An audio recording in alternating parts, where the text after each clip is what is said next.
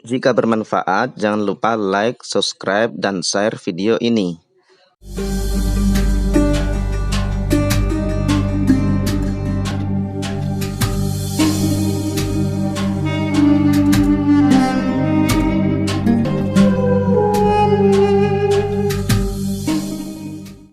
Al-Quran ya, itu kemudian menjadi hujjah, menjadi dasar dalam penetapan hukum ya.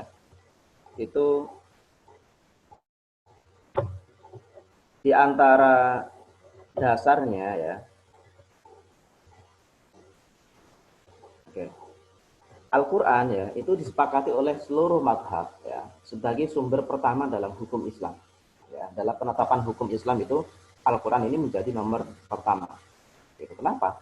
Pertama adalah berasal dari Allah ya, dan itu bukti akan kemujiatannya. Allah itu kan sebagai asyari, orang yang mensyariatkan.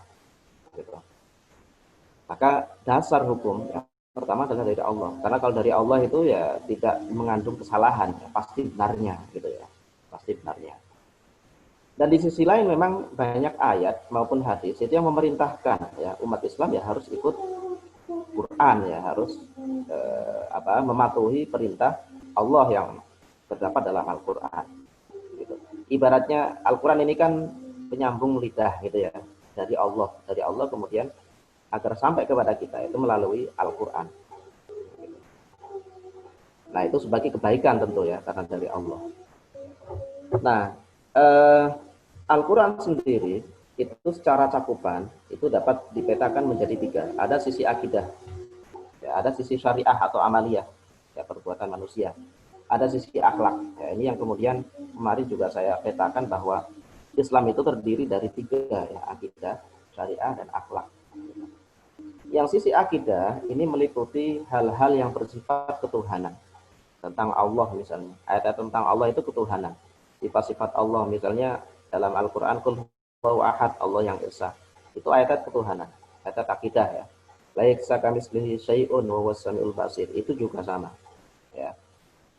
Kemudian tentang kenabian, ayat-ayat tentang kenabian Muhammad misalnya, dan nabi-nabi terdahulu, ya itu juga ayat kenabian, itu akidah, bagian akidah ya, karena akidah. Itu. Termasuk juga nanti kenabian itu ya tentang Isra Mi'raj misalnya. Meskipun yang didapat dari Isra Mi'raj itu adalah bagian dari syariah, tetapi kepercayaan kita terhadap terjadinya Isra Mi'raj itu bagian dari akidah. Itu bukti kenabian. Ya, ayat-ayat tersebut itu bagian dari ayat-ayat akidah dari sisi kenabian. Kemudian berita gaib, misalnya tentang surga, tentang neraka, ya, tentang kubur misalnya. Ya, itu adalah berita-berita gaib. Ya. Itu juga bagian dari akidah atau hal-hal yang bersifat kepercayaan intinya gitu. Hal-hal yang bersifat kepercayaan itu adalah bagian dari ranah akidah. Gitu. Umat-umat terdahulu misalnya itu juga nanti bisa dipandang sebagai akidah karena Nabi Muhammad itu sedang diceritain gitu dan sedang diminta untuk percaya bahwa ada umat-umat terdahulu, ada nabi-nabi terdahulu. Gitu. Nah itu berita-berita gaib ya, bagian dari berita gaib. Cakupan kedua adalah syariah. Syariah di sini dapat dipetakan dalam dua ya, ibadah sama amaliyah. Ibadah itu ya tentang sholat, puasa, zakat, haji, itu adalah ibadah. Itu.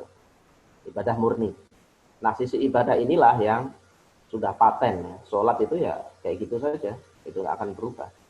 Yang kedua adalah muamalah. Nah, muamalah inilah yang masih ada potensi berkembang. Gitu. Meskipun nanti pokok-pokoknya juga sudah ada. Gitu. Nah, nah ibadah meskipun ayat-ayat Al-Qur'annya itu sudah ada ya. Bukan berarti memang iya Al-Qur'an itu mengatakan tibyanan likulli syai'in ya. Wa nazzalna tibyanan likulli syai'in. Penjelas ya terhadap segala sesuatu. Ya, ini yang sekaligus menjadi argumen bahwa Al-Quran itu sudah lengkap. Iya, Al-Quran itu lengkap. Ya. Tetapi memang kelengkapan Al-Quran itu tidak semuanya itu kemudian jelas, rinci, itu enggak. Ada hal-hal yang sangat rinci. Misalnya ayat tentang wasiat gitu ya. Wasiat itu sangat rinci dan itu sudah paten, tidak berubah. yusikumullahu fi auladikum lidzakari mithlu hadzil unsayain misalnya. Ayat wasiat, wasiat warisan ya, ayat warisan. Itu sudah rinci, sangat rinci. Dan tidak berubah. Tetapi juga ada ayat-ayat yang masih global, masih butuh penjelas. Nah, misalnya ayat apa? Sholat itu butuh menjelas. Karena dalam Quran itu hanya wa aqimus sholat. Gitu. Atau tentang waktu misalnya, itu apa itu?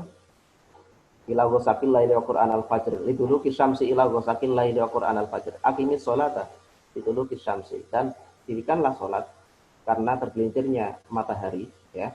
Ila ghasaqil laili sampai masuknya malam wa Qur'an al-fajr. Itu penjelasannya ada di hadis ya. Bentuk sholatnya itu seperti apa. Kemudian waktu-waktunya itu apa saja, duhur, asar, maghrib, isya, subuh, itu ada di hadis. Gitu. Dan itu sudah disinggung oleh Allah, disiratkan oleh Allah, disuratkan oleh Allah dalam ayatnya ya, bahwa hadis itu sebagai penjelas. Gitu. Makanya ayat wa anzalna ilaikal dzikra litubayyana lin-nasi ma nuzzila ilaihim ya. Dan kami turunkan kepada engkau Muhammad ya, Al-Qur'an litubayyana lin-nasi, supaya engkau itu menjelaskan kepada manusia gitu. Pada manusia ma nuzzila ilaihim, apa yang diturunkan kepada mereka. Nah, itu argumen ya tentang legitimasi bahwa hadis itu sebagai penjelas ya, penjelas daripada Al-Qur'an di antara fungsinya. Maka tetap kembali tadi, Quran itu lengkap ya, tetapi hanya menyangkut hal-hal, ada yang detail, ada juga yang global. Nah, kenapa demikian? Tentu ada hikmahnya ya, ada hikmahnya. Karena kalau semuanya rinci ya, semuanya rinci detail, nah, nanti malah justru kita akan kesulitan untuk mengambil hukum atau memakainya dalam hal-hal tertentu. Gitu. Dalam hal-hal tertentu. Nanti saya akan contohkan ya. Misalnya begini. Kalau dalam Al-Qur'an itu, nanti ini yang akan menunjukkan ya, tentang wudu ya. Wudu itu dakwamtulah sholati falsilu wujuhakum wa aydiyakum ilal marafiq wamsahu bi ru'usikum wa arjulakum ilal ka'bain ya. Ada yang baca wa arjulakum, qiraat lain itu wa arjulikum, dua-duanya sah ya qiraat itu. Kalau wa arjulakum itu berarti membasuh kaki dalam wudu itu. Kalau wa arjulikum berarti mengusap kaki. Ada yang membasuh, ada yang mengusap. Ya.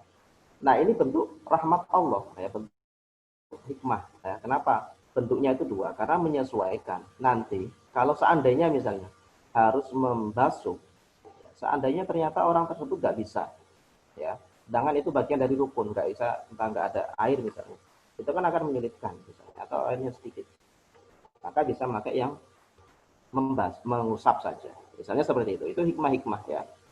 Dan ada sekian hikmah ya kenapa kok Al-Quran itu global. Misalnya lagi ya tentang sistem pemerintahan ya, itu kalau di Quran itu ya ininya saja, poin-poin nilainya saja, misalnya tentang musyawarah, tentang keadilan, itu kan prinsip-prinsip dasarnya. Adapun bentuk ya, itu adalah bagian dari ijtihad ya, mau bentuk model khilafah, mau bentuk model presiden, mau bentuk demokrasi, dan apapun ya. Yang penting prinsip-prinsip tadi itu tetap terpakai. Coba seandainya detail ya, khusus gitu, prinsipnya sampai jenisnya itu didetailkan misalnya, nanti akan menyulitkan ya dalam dalam waktu-waktu tertentu gitu, atau dalam keadaan-keadaan tertentu. Nah, itu diantara hikmah ya. Al-Quran tetap lengkap, tetapi lengkapnya itu dalam bentuk yang ada yang global, ada yang rinci. Oke, ini nanti diskusinya panjang kalau syariat ya, hubungannya dengan fikih ya, juga usul fikih. Nanti saya akan tunjukkan ya, contoh ya.